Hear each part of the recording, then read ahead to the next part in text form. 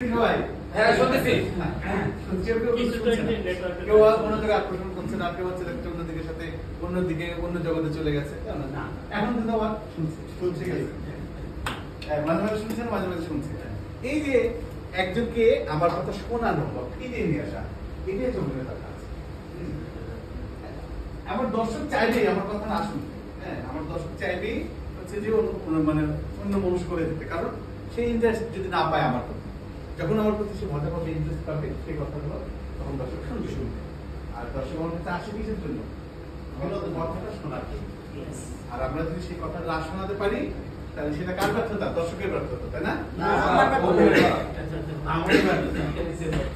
আচ্ছা, যখন আমরা আমাদের কথাগুলো বলছিলাম, আমরা কারো কারো কথায় খুব মজা পেয়েছি, তাই না?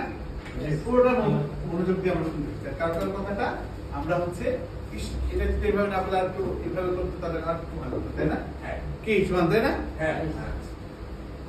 এখন আমরা একটু দাঁড়াই, যার যার যেখানে গেছি। আচ্ছা, তার মানে আমি দাঁড়াই বললাম, যে যেখানে আছে সে আমার বলে তারপরে